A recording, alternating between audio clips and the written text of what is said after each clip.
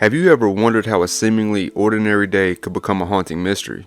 Well, for a woman living in Florida, she would vanish into thin air, leaving behind a puzzle that confounds investigators and curious minds. Why did she disappear, and where did she go? Welcome to Crime Circuit. I'm D. Ellis. Like, share, comment, subscribe. Let's dive into the case. The name of the woman is Michele O'Dowd, and she was murdered mysteriously. The murder occurred on the night of December 1st, 2011, in Jacksonville, Florida.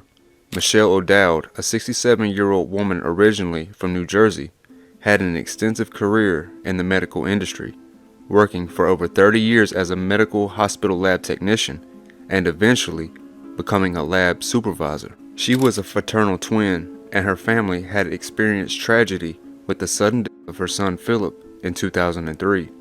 Following this loss, Michele relocated to Jacksonville, Florida to be closer to her family, including her twin brother, Philip Jr. In Jacksonville, Michele worked for her brother's business, which provided automated answering and communication services for multi-family communities. This service, now known as Active Answer, recorded messages for businesses like apartment complexes after hours.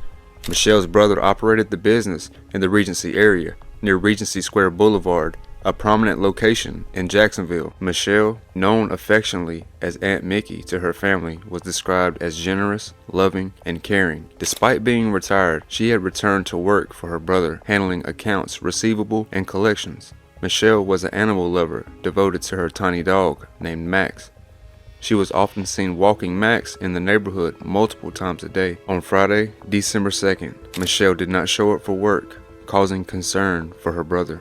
Unable to reach her, he went to her house around 10 o'clock in the morning, only to find the door wide open. This raised further alarm about her well-being. Upon entering Michele O'Dowd's house, her brother discovered signs of a disturbance, overturned furniture, and a disheveled appearance. He would call out for her, but there was no response. Despite the concerning scene, he did not immediately find any indication of harm to Michele. Inside, he observed the house in disarray, suggesting a possible struggle. The open door raised alarms immediately, mainly as Michele's dog was present as well, and it seemed unusual for her to leave her house in such a state. Additionally, the house was adorned with Christmas decorations, with numerous gifts neatly wrapped under the tree, highlighting Michele's love for the holiday. Her brother noticed her car still at the house, implying that she had not left willingly.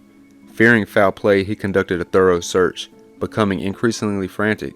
On the third search, he combed through the house and discovered an empty vodka bottle on the living room floor, which was an out-of-character detail from Michele. Upon picking up the bottle, he made a distressing discovery: a foot protruding from beneath a large pile of Christmas gifts beneath the Christmas tree. After discovering his sister's cold and lifeless body underneath a pile of Christmas presents, Michele's brother found that she had suffered severe injuries to her face and head. It was later revealed that she had been brutally beaten and strangled.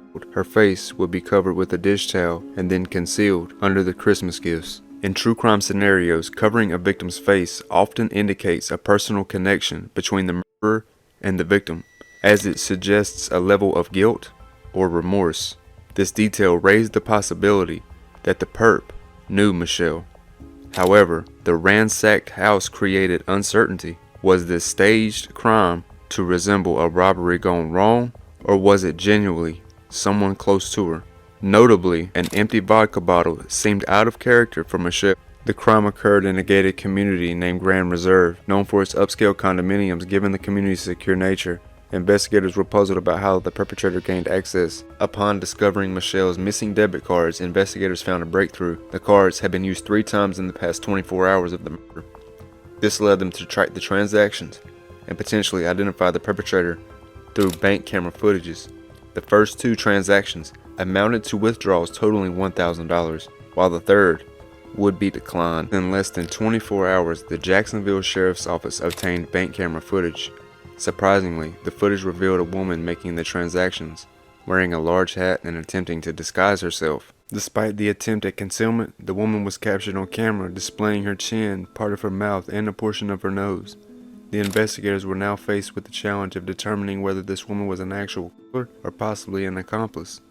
The apparent effort to disguise herself raised questions about the criminal's intentions. On seeking the family's assistance and identifying the woman in the video, Michele's adult niece and nephew recognized her as Patty Michele White, a friend who had performed odd jobs for Michele and babysat for the family.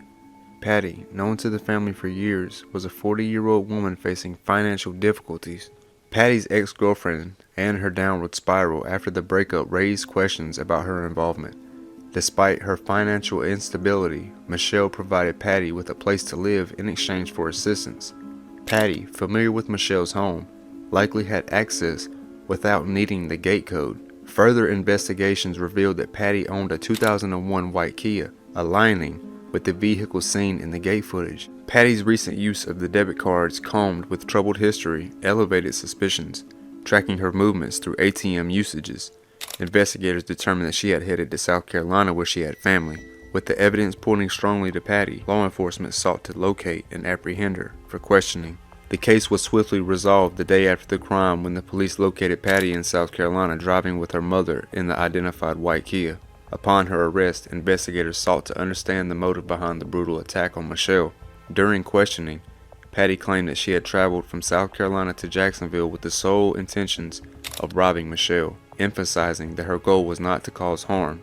Patty asserted that she was desperate for money during the holiday season. However, there are inconsistencies in Patty's confession. The assertion that she only wanted to rob Michele raises skepticism. Patty knew Michele very well, including her schedule, and chose to carry out the crime on a Thursday night when Michele was home. Patty claimed to have entered the house after Michele left to walk Max. The choice of timing and method raises questions, as Patty could have waited until the following day when Michele was at work to achieve her goal more discreetly. The decision to commit the crime during the night, coupled with the other discrepancies, challenged the credibility of Patty's confession. The investigation suggests that Patty may have had the means of entering Michele's home, potentially taking advantage of the moment when Michele was walking her dog. The psychologist's opinion on covering the face with a towel is accepted, suggesting guilt or remorse. However, the significance of positioning Michele's body under the Christmas gifts is questioned. Patty claimed that her motive for the crime was a need for money. Now she faces charges of second-degree murder and 3 counts of grand theft for stealing debit cards. The choice of second-degree murder is due to the murder occurring during another felony, namely robbery. The decision to waive her right to trial limits her disclosure of details surrounding the case. While Patty asserts the crime was not premeditated, there is skepticism, and the lack of trial prevents a comprehensive examination of the evidence. The criminal justice system's handling of such cases without a trial can lead to speculation and unanswered questions. Despite the absence of a trial, Patty received a 45-year prison sentence. The motivations behind the crime, potential drug involvement, and details of the relationship between Patty and Michele still remain unknown.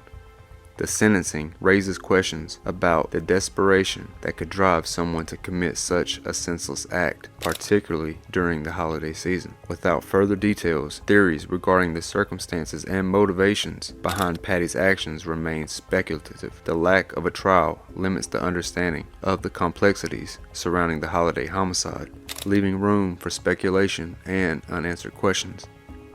Condolences to the family, and rest in peace to her. Please be careful about whom you trust. This is Crime Circuit. I'm DLS. Watch who you hang with. Till next time. Peace.